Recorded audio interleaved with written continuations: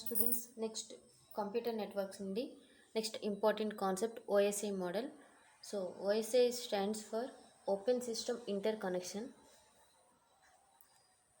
Open system inter connection.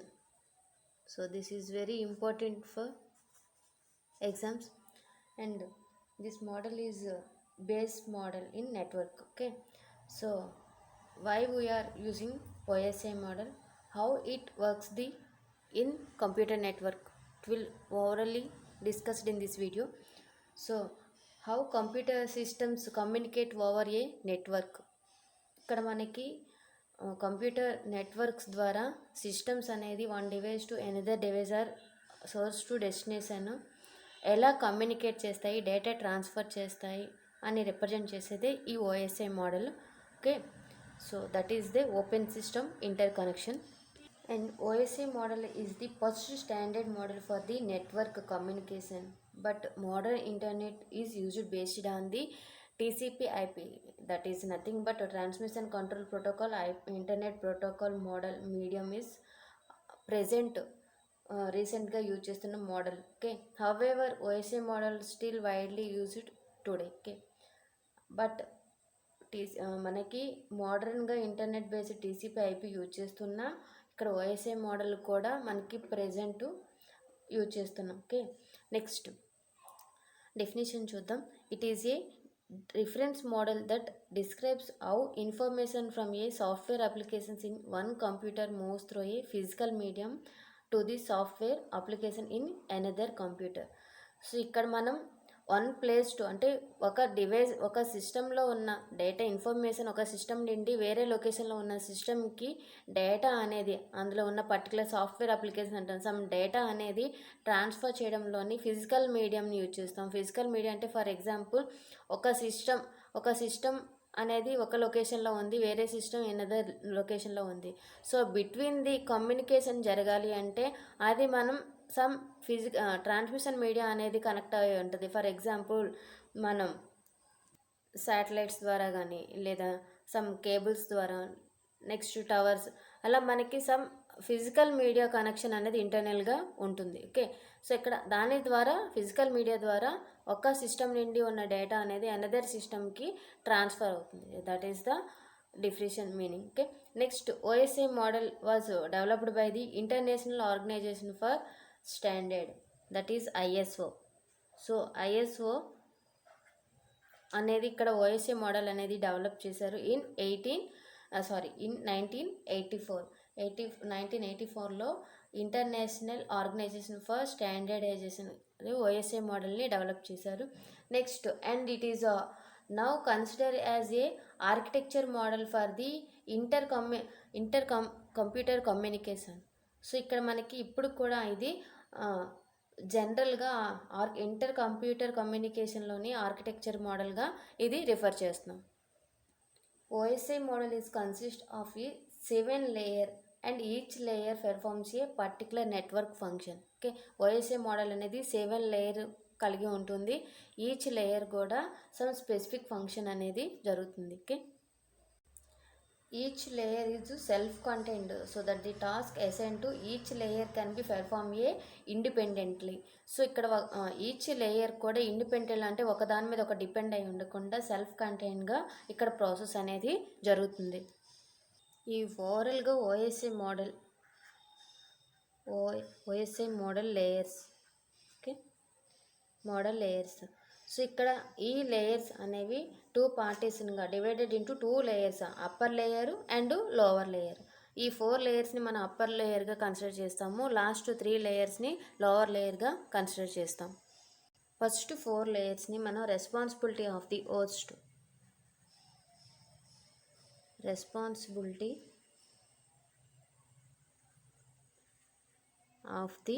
Host, last 3 layers కూడా responsibility of the network. So first responsibility of the host, first 4 లేయర్స్ని, next last 3 లేయర్స్ని మన network రెస్పాన్సిబుల్గా treat చేస్తుంది ఇక్కడ. So first మనం ఈ 4 లేయర్స్ని అప్పర్ లేయర్గా కన్సిడర్ చేస్తాం. The upper layer of the OS model is mainly deals with the application related issues. Okay, so ఇక్కడ మన ఈ ఫస్ట్ అప్పర్ లేయర్ అంతా అప్లికేషన్ రిలేటెడ్ ఇష్యూస్ అనేది ఇక్కడ రెస్పాన్సిబిలిటీ అనేది జరుగుతుంది. లోవర్ లేయర్ వచ్చేసరికి మనకి డేటా ట్రాన్స్పోర్ట్ ఇష్యూస్, అంటే డేటా మనం ట్రాన్స్ఫర్ చేస్తాం కదా, అలాంటి ఇష్యూస్ అనేది ఇక్కడ మనకి రెస్పాన్సిబిలిటీ అనేది జరుగుతుంది. ఓకే, సో ఈ ఫస్ట్ అనేది data application related issues. Next and they are implemented only the సాఫ్ట్వేర్తో ఇంప్లిమెంట్ చేసే ప్రాసెస్ అనేది జరుగుతుంది. The application layer is closest to the end user. So end యూజర్కి క్లోజ్డ్గా అప్లికేషన్ లేయర్ అనేది ఇక్కడ మనకి ఉంటుంది. Both end user and application layer are interacted with the software applications. The upper layer refers to the layer just the above the another layer.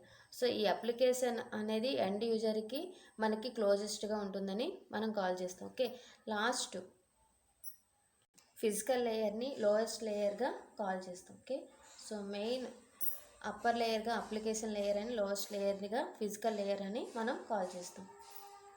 Next each and every layer యొక్క responsibility తెలుసుకుందాం with డెఫినేషన్స్తో. So ఇక్కడ నేను already notes prepare చేశాను, explanation time అనేది reduce చేయడం కోసం. So first application layer it is the top of the upper layer. This is closest to the end user. Okay, this layer provides the services to the user. So starting communication establish చేయడంలోనే దానికి కావాల్సిన services అని ఇక్కడ మనకి application layer అనేది యూజర్కి provide చేస్తుంది, మెయిన్గా services అని ప్రొవైడ్ చేస్తుంది యూజర్కి. Okay, next presentation layer. It is responsible for the translation, compression and encryption. So ఇక్కడ మనం ప్రెజెంటేషన్ లేయర్లో ఏంటి అంటే, సో డేటా అనేది ట్రాన్స్ఫర్ చేసేటప్పుడు దానికి సెక్యూర్ కూడా మెయింటైన్ చేస్తాం కదా. సమ్ టైమ్స్ మనం డేటా అనేది లార్జ్ అమౌంట్ ఆఫ్ డేటా ఉంటే ఆ డేటాని మనం కంప్రెస్ చేస్తాం వితౌట్ క్వాలిటీ మెయింటైన్ చేస్తూ దాని యొక్క కంప్రెషన్ అనేది చేయడం వల్ల సో దాని యొక్క డేటా సైజ్ అనేది డిక్రీజ్ అవుతుంది. Okay, so next encryption. ఒక ఒరిజినల్ డేటాని సమ్ అనదర్ కోడింగ్గా మనం ఎన్క్రిప్ట్ చేసి, అదే ఎన్క్రిప్షన్ డీక్రిప్షన్ ప్రీవియస్ క్లాస్లో మనం తెలుసుకున్నాం కదా.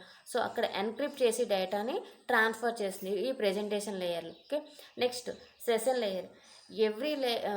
Every task some having some time limited. Okay, so ఇక్కడ మనకు ఒక టైం స్టాంప్ అనేది క్రియేట్ చేసి, so each and every task కూడా అవైలబిలిటీ ఉండాలి కాబట్టి ఒక సెషన్గా మనం ఇక్కడ క్రియేట్ చేస్తాం. It is used to establish, manage and terminate the session. ఒక టైం అనేది క్రియేట్ చేసి ఆ టైంకి విత్ ఇన్ టైంలోనే ప్రాసెస్ అనేది వర్క్ అయ్యేలాగా ప్రాపర్గా వర్క్ అవ్వడం ఇంప్రూవ్మెంట్ కోసం ఈ సెషన్ లేయర్ అనేది, అంటే టైం అనేది మనం క్రియేట్ చేస్తాం.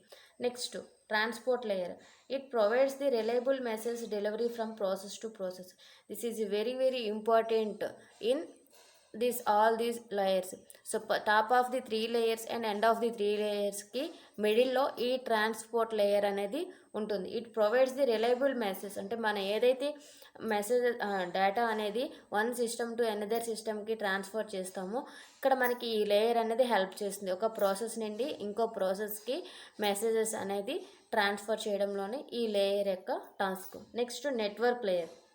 సో నెట్వర్క్ ఇక్కడ మెయిన్గా ఈ 3 లేయర్స్ కూడా మనకి డేటా ట్రాన్స్పోర్ట్ ఇష్యూస్ని మనకు సాల్వ్ చేస్తుంది. ఈ నెట్వర్క్ లేయర్ అనేది it is responsible for the moving the packets from the source to the destination.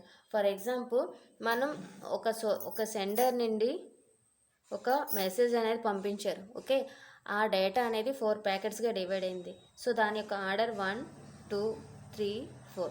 So first పంపించింది ఒక ఆర్డర్ వైజ్గా ఉంటుంది. బట్ అది రిసీవర్కి చేరేటప్పటికి దాని యొక్క ఆర్డర్ అనేది చేంజ్ అవుతుంది. 1 2 3 4 అంటే దీనికి ఆపోజిట్ డైరెక్షన్లోని మనకి ఆ ప్యాకెట్స్ అనేది ఉంటుంది. బట్ ఆర్డర్ వైజ్గానే రిసీవర్కి రీచ్ అవుతుంది. బట్ సమ్ టైమ్స్ ఏంటి అంటే ప్యాకెట్స్ ఆర్డర్ అనేది మిస్ అవుతుంది. సో మిస్ అయ్యేటప్పుడు ఇక్కడ ఈ నెట్వర్క్ లేయర్లో it is responsible the moving the packet from the source to destination. ఇది సోర్స్ అంటే స్టార్టింగ్ పాయింట్, ఎండ్ పాయింట్కి అది డేటా అనేది ట్రాన్స్ఫర్ చేయడంలో ఈ నెట్వర్క్ లేయర్ అనేది యూజ్ అవుతుంది. డేటా లింక్ లేయర్ వచ్చేసరికి it is used for the error free transfer of the data frames. So ఇక్కడ ఫర్ ఎగ్జాంపుల్ ఆ ఇన్ఫర్మేషన్ ఏదైతే డేటా పంపిస్తుందో అది 4 ప్యాకెట్స్గా డివైడ్ అయ్యింది.